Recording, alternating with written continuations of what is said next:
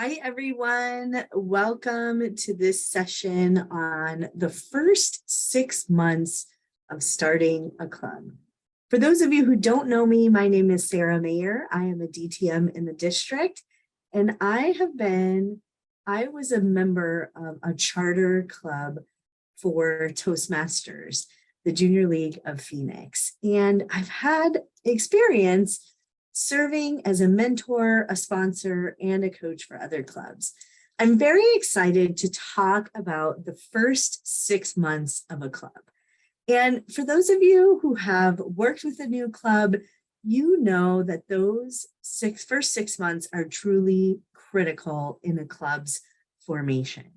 And as many of you may or may not know, there's a natural cycle as how groups are formed and how the stages that they go through.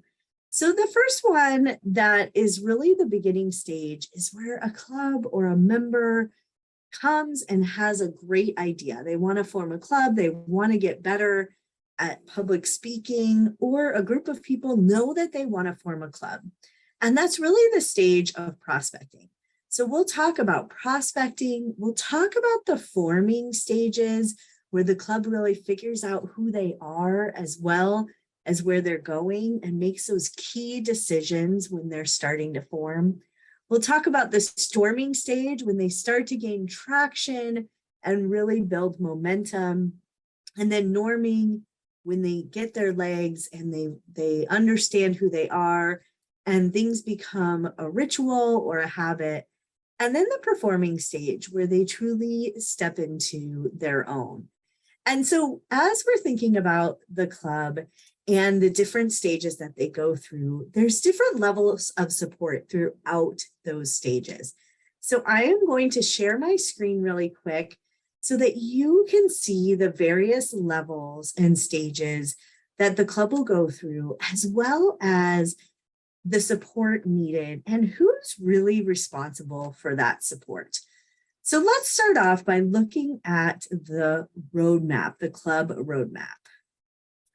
And this roadmap is one of my favorite things that I've worked on in Toastmasters when I was the assistant club growth director as part of a committee. It was a committee effort, and I'm very proud of what we came up with.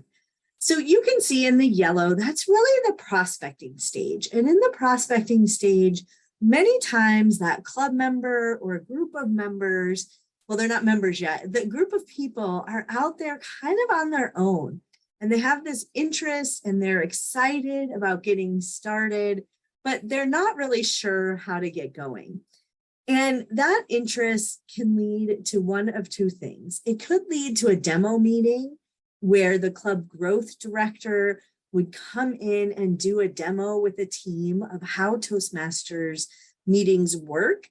And the goal of that demo meeting is really to show and highlight the best of Toastmasters, as well as to recruit members to become the founding members.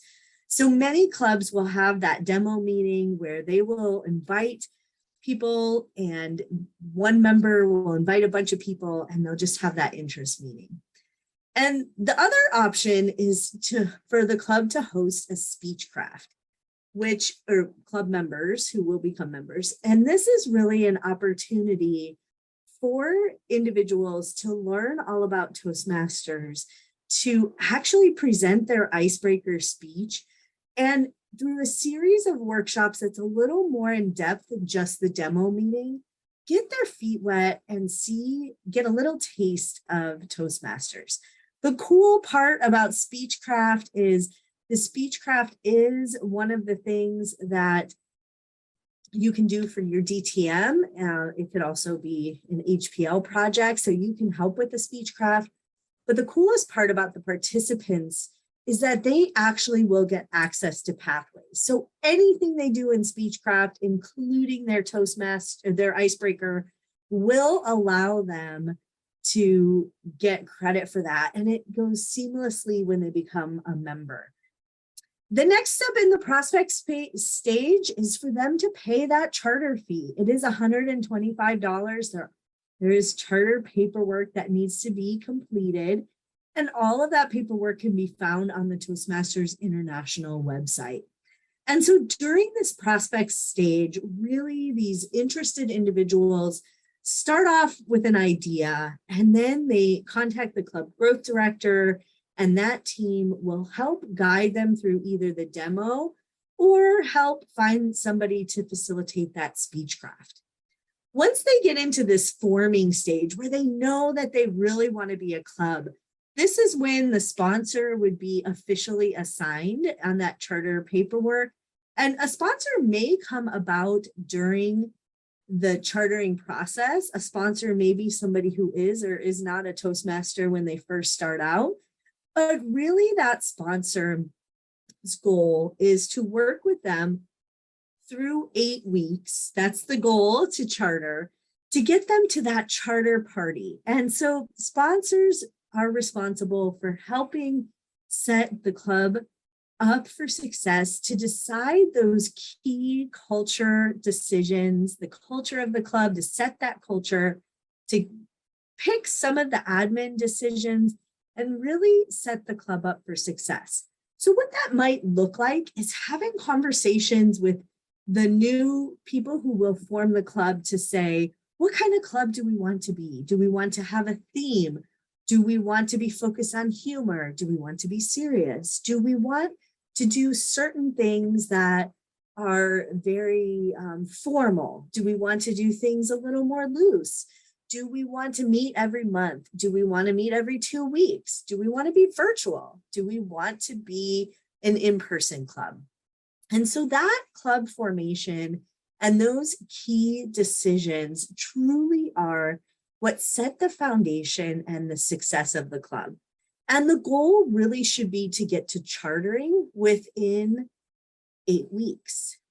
So after the club starts to have some of these initial conversations and really make the key decisions for the club, the next step is for them to start recruiting members. And that's really the biggest push, recruiting members and leaders for the club, with a goal of achieving 20 members by the charter party. And charter members people who are for sure going to be in, they may do additional demo meetings. They may ask the district for help with demo meetings, or they may jump a little bit back and conduct a speechcraft. That's a great way to get newer members of the club invested and moving forward. But it's really about, in the forming stage, recruitment of the leaders and also the members. And the sponsor can and should be really involved in that process. The very next step in the forming stage is the introduction to pathways and getting those icebreakers, those additional initial icebreakers going. If the club didn't do speechcraft, that's a great way to get started. If they did, it's really about taking them to the next level, maybe through level one for each member in pathways. And again, the goal is 8 weeks. So if the club members are really engaged, this is a totally achievable goal when you think about having the demo meeting and really gaining excitement for that and launching the club. And then you'll see as you come around the corner, it's time for a charter party. And that's a true celebration of all the work that the club has done to really make the key decisions for the club, and also to ensure that the club members are celebrated and they've done all the hard work. So now it's time to have that party and celebration for the club. This is where it's very effective to have a sponsor mentor handoff. The sponsor's real role at that point is finished. They may still be a member of the club, they may join the club, or they may not, but the mentor now comes in to take over and to help through the storming stages. And the storming stages are really about taking membership to the next level, engaging the members, and ensuring that everybody is having a good experience. So the mentor can and should walk the club through the DCP, What is the Distinguished Club program? What is it all about? Why do they care? And how do they achieve those things? And then also helping the club to really set up a club success plan, because we know that clubs that complete their club success plan do have a better shot of achieving their DCP goals. And the DCP is really a measure of a club's success, but also the engagement of the members. Every Toastmaster joins Toastmasters personally for a goal, but they ending up in a club that also has club goals.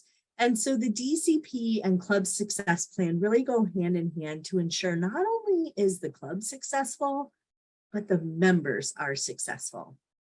And the mentor is a key part in helping the club write their first club success plan. And then during the storming phase, it is still about membership growth and retention. This is really setting the foundation for how members will learn in the club, their growth and potential, and structuring the club so that members are able to achieve their personal educational goals and the club is able to achieve their educational goals. Naturally, there will be members who have fallen off or membership, people move, stuff like that. So it's always about recruiting. And this is a fun stage during the club. So bringing new people on is critical. And introducing them to pathways, ingraining pathways into the membership experience, ensuring that members are fully engaging and logging into pathways, choosing a path early, and helping them understand the various paths that are available to them. A good mentor may do an overview of how they can achieve their path, some different ideas for projects, and why path achievement can help an individual Toastmaster, not only personally, but at work as well. And then the club starts to become sustainable. The officers may know the rhythm and start to have a regular rhythm for activities. They know what to do. They're not confused. And the mentor really can focus on making sure that those things are happening regularly. The mentor may be able to take a step back from talking as much or teaching as much to more of an observer role, because that club is moving into the norming stage. They're developing their own rhythm, their own habits, their own traditions. And so the mentor maybe doesn't need to provide all the documents or provide all the tools or provide all the educational lessons. They can actually observe and provide feedback. So the role changes a little, but the club then needs to go back to ongoing recruitment and retention, because this storming stage, getting everybody through pathways, creating the club success plan, that can take months, getting them up on and into that sustainable environment. And we need to remind them that it's always about recruiting and that excitement of introducing people to Toastmasters. And this is where the mentor can really help of how to create ongoing recruitment and retention strategies. Do you follow up with the people who are dropping off and maybe not renewing their membership? And how do you do that? Do you invite club members to bring other members to the club? And how do you do that? Do you host regular open houses, or some people call them speechathons or sip and speaks? Are members truly getting out of Toastmasters what they wanted? So at the beginning, they may have joined because they want personal growth and development. How is the club tracking that and ensuring that members are getting that and getting that experience ingrained into the club? So it's more about not the mentor recruiting for them, but teaching the club how to have a regular drumbeat of recruitment so that they can maintain not only the 20 members, but grow beyond it. And then the next step for the mentor is to teach the club members about opportunities beyond the club. This is all about contests and Toastmasters or TLI and other events that are going on, area directors, how to become engaged beyond the district, how to get involved in other clubs, in their activities. Because when your eyes are opened as a Toastmaster and you see other things in other clubs, you can bring those back to your clubs to improve your club. So this is about teaching your club members as a mentor how they can get involved beyond the club. It's not just about checking boxes off the DTM application. It's really about the engagement of members and the district and helping them to understand that they are part of an organization that is bigger than they are. It's an international organization, and there are vast opportunities for people to learn and grow. And as a mentor, you can inspire club members to set their goals high and to achieve different positions for their own personal growth as well. Once club really has an understanding of the recruitment drumbeat, as well as beyond the club, the opportunities that are available to them, next, it's about moving into that performing stage. And this is about really looking and diving into that DCP progress check, looking to see where the club is towards those goals. So I'll share a little story. I know when we formed our club, we had a goal that we wanted to be distinguished on the DCP the very first year. And we knew in order to do that, that when we mapped out all the speeches, that there were very few chances based on the number of meetings we had and how many speeches people were doing at a meeting to be able to move up to the DCP. But because we started planning that early, we were able to say to one member, which ended up being me, that we realized that one member was going to need to do a speech at almost every meeting to get us the number of points we needed in the various levels. Now, things have changed a little bit since we chartered, so I'm not going to get into all of that, but we knew that early. And that came in when the storming stage happened and we were doing our club success plan. And so that member, me, had to do a speech at every meeting in order for the club to be successful.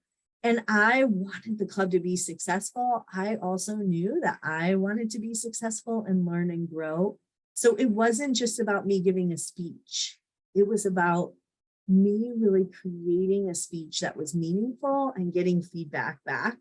But at this DCP check, it's important for clubs and the mentor to do a progress check. Are you on track? Are the members progressing through pathways at the pace they need to in order for you to meet those goals?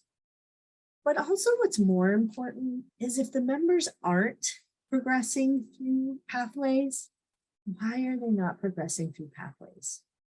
Are they too scared to give their icebreaker? Are they stuck on the very next step? Do they just not know how to log into pathways?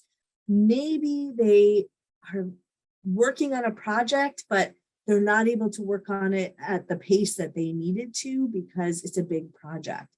It's really important that the vice president of education and the mentor understand that it's not about just checking off the box. It's really about ensuring that our members are getting out of Toastmasters what they wanted. So for example, somebody who hasn't even done their icebreaker yet, they're on their 6th meeting. Having a one-on-one conversation with them about your goal was to get better at public speaking. The only way to do that is to give your icebreaker. How can I help you? How can I make you feel more comfortable? What can we do to support you so you can achieve your goal? Yes, it will help the club, but let's talk about members first. And this is a great way when you're doing the DCP progress check to also tap back into that ongoing member retention. Maybe things just got busy, or maybe they just don't know what to do for that, or they can't decide, or they can't come up with a speech topic. So having the mentor and the VPE come up with a plan to ensure that the DCP is met And it's not just about checking boxes. It's about ensuring that the members are getting out of the club what they want. It's about member engagement.